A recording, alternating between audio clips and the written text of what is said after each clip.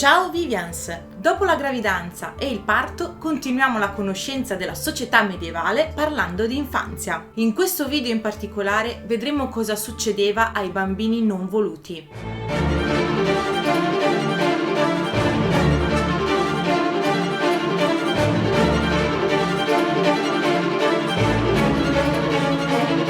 Esistevano molti motivi per non volere un figlio nel Medioevo, nonostante si sa le famiglie erano numerose. Il primo motivo era quello economico. Dopo un certo numero di figli, avere una bocca in più da sfamare rappresentava una catastrofe per la famiglia. Il problema era soprattutto dei contadini, quindi la stragrande maggioranza della popolazione. Il numero dei figli doveva essere esattamente quello utile per lavorare e sfruttare appieno la terra.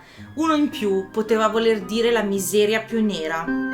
Le donne prendevano anche precauzioni per non rimanere incinte e ricorrevano anche agli abortivi, ma questi potevano fallire e la gravidanza proseguiva.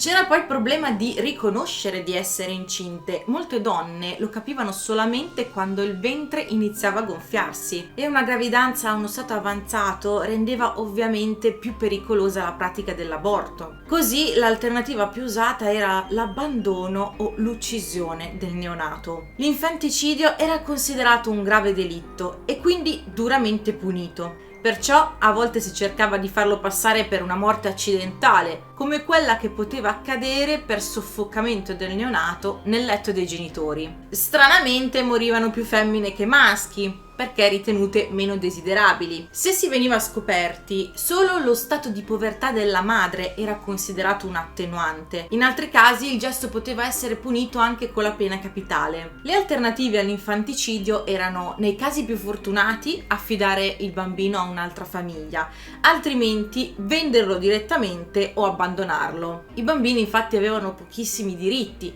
erano considerati meno importanti degli adulti. Oltre ai motivi economici, capitava che i genitori non volessero tenere i figli che presentavano deformità oppure erano in cattiva salute. E questo non era solo perché avrebbero rappresentato problemi economici, ma anche perché credevano che i bambini nati deformi o cagionevoli in salute fossero il risultato di concepimenti avvenuti durante il ciclo mestruale, l'allattamento o la quaresima. Tali comportamenti erano vietati dalla morale comune, quindi questi bambini rappresentavano la prova della condotta immorale dei genitori. Per non parlare dei parti gemellari, che erano attribuiti a comportamenti adulterini. Questo induceva la madre dei gemelli, pur innocente, a liberarsi di uno dei due bambini, esponendolo per non essere accusata di adulterio. Nel basso medioevo, come se non bastasse, si aggiunse un'altra motivazione per abbandonare i propri figli, ovvero quando i genitori abbracciavano la vita religiosa. Se decidevano di diventare preti e suore,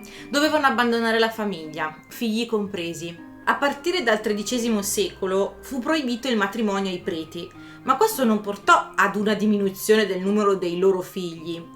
Da quel momento, però, i figli dei preti vennero considerati illegittimi e non potevano più entrare negli ordini e nelle comunità religiose, né contrarre matrimoni validi, né ereditare legalmente. Nella seconda metà del XIII secolo, il vescovo di Liegi si era vantato di aver generato 14 figli maschi in 22 mesi. Ma dopo l'imposizione del celibato, nessun ecclesiastico se ne vantava più. I loro figli dovevano rimanere nell'ombra e questo portò spesso all'abbandono. Anche l'antisemitismo fu una causa di abbandono, ma in questo caso forzato, perché la legge ecclesiastica prescriveva che i figli nati da matrimoni misti con mogli ebree fossero tolti dalla custodia delle madri perché non trascinassero i figli nell'errore di una falsa fede. Anche dal lato ebraico però abbiamo esempi di estremismi religiosi ai danni dei bambini. Durante i pogrom, le sollevazioni popolari contro le comunità ebraiche, alcuni ebrei uccisero i propri figli per non farli battezzare. Il destino dei bambini abbandonati.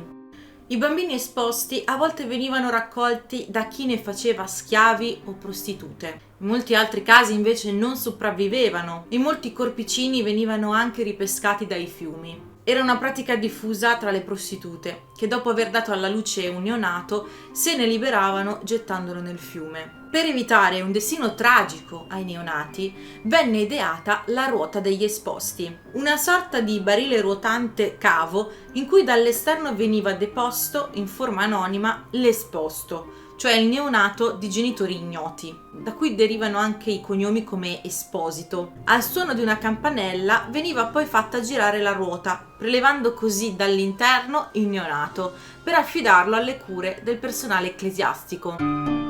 Inizialmente i piccoli venivano esposti sulle soglie delle chiese, dei monasteri e dei conventi. Più tardi, in epoca tardo-medievale e ancora di più in epoca moderna, furono enti e organizzazioni laiche a occuparsene, a gestire brefotrofi e orfanotrofi, ma anche ospizi e ospedali dove si accoglievano i bambini abbandonati. La prima ruota compare in Francia, nell'ospedale dei Canonici di Marsiglia nel 1188. Si diffusero poi anche in Italia, in Grecia, in Spagna, ma non nei paesi germanici e anglosassoni, dove i corpi dei neonati continuarono a essere ritrovati nelle fogne e nelle discariche. Spesso insieme al neonato veniva deposta una moneta spezzata o comunque qualcosa che consentisse in futuro un eventuale ricongiungimento con i genitori. Era anche importante comunicare se il bambino era stato battezzato o meno. Nel complesso, la Chiesa affrontava il fenomeno dell'abbandono come un aspetto inevitabile del mondo, come la povertà e la schiavitù. Non condannavano esplicitamente l'abbandono,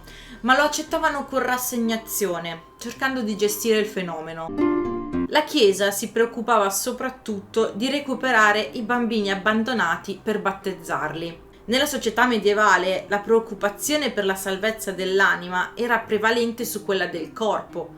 Ci si preoccupava prima della salvezza spirituale e la salvezza fisica del bambino ne era la logica conseguenza. Inizialmente, durante il battesimo, il neonato veniva immerso nell'acqua battesimale per 3 volte, ma questa pratica non era esente da rischi, perciò si passò all'aspersione, cioè versare dell'acqua sulla fronte del bambino. Se il bambino veniva trovato morto, nel dubbio che non fosse stato battezzato, era vietata la sepoltura nei cimiteri consacrati.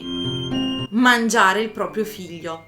Nell'Europa medievale le leggi sull'abbandono variavano a seconda del periodo e del paese. In alcuni paesi le norme sull'abbandono prevedevano pene molto severe. Ad esempio, durante la dominazione normanna in Sicilia, la legge prevedeva per quelle madri che vendevano le proprie figlie il taglio del naso, mentre in Spagna era previsto il rogo. Nel Regno di Castiglia, nel XIII secolo, i genitori che avevano causato la morte del figlio per averlo esposto venivano condannati a morte. Successivamente venne però concesso ai genitori di vendere i figli per fame o miseria, allo scopo di utilizzare il ricavato per mantenere in vita il resto della famiglia. Lo stesso codice consentiva a un genitore, costretto dalla fame durante un assedio, di mangiare il proprio figlio, piuttosto che arrendersi senza il permesso del suo signore. Alla madre invece era vietato di vendere o mangiare un figlio. Nel XIII secolo, in Sicilia e in Puglia,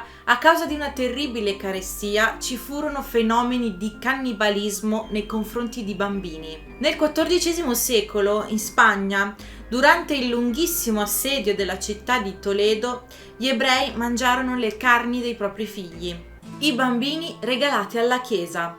Un caso a parte era quello dei bambini oblati, bambini che vivevano nei monasteri ma non erano stati abbandonati. I genitori infatti potevano scegliere di offrire un figlio come dono permanente ad un monastero. Era una pratica frequente soprattutto nella società alto medievale. I bambini potevano essere oblati dalla nascita o entrare nel monastero generalmente a partire dai 7 anni. I genitori offrivano al monastero una somma di denaro per il mantenimento del bambino, che riceveva un'istruzione scolastica e l'avviamento alla vita religiosa. Spesso erano i figli cadetti di famiglie nobili che non volevano disperdere il patrimonio, oppure figlie femmine dell'aristocrazia, o figli nati in eccesso da famiglie semplici e povere. Donare un figlio alla Chiesa poteva anche avere fini devozionali. I genitori avrebbero infatti ricevuto in cambio delle ricompense spirituali. I bambini erano affidati a gruppi di 10 alla tutela di un monaco che li sorvegliava giorno e notte ed era responsabile del loro operato davanti all'abate. Il lato positivo di questa pratica era che i genitori dell'oblato non erano anonimi. I bambini non andavano incontro a tutti i rischi dell'esposizione, come morte, prostituzione, schiavitù. Potevano avere una vita dignitosa, essere curati, nutriti e ricevere anche un'educazione. Ma c'era anche un lato negativo,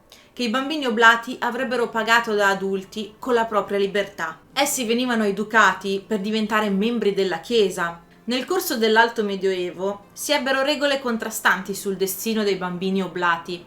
C'erano prelati che li ritenevano liberi di decidere se continuare la vita monacale, quando raggiungevano l'età in cui potevano prendere decisioni autonome. Altri non prevedevano la reversibilità della condizione di oblato. Questo finché diversi concili tra il VI e il VII secolo imposero quest'ultima regola. Se i genitori destinavano il bambino a una vita monacale, questo non poteva più tornare alla vita secolare. L'oblato era consegnato per sempre ad una vita di obbedienza, povertà e castità. Chi fuggiva avrebbe ricevuto una sentenza di scomunica come apostata. Nel prossimo video vedremo come se la passavano i bambini cresciuti dalle proprie famiglie. Se vuoi aiutare il regno di Vivian a prosperare, clicca su abbonati per vedere i vantaggi dedicati agli abbonati. Noi ci vediamo qui al prossimo video e intanto su Instagram, Facebook e TikTok. Ciao!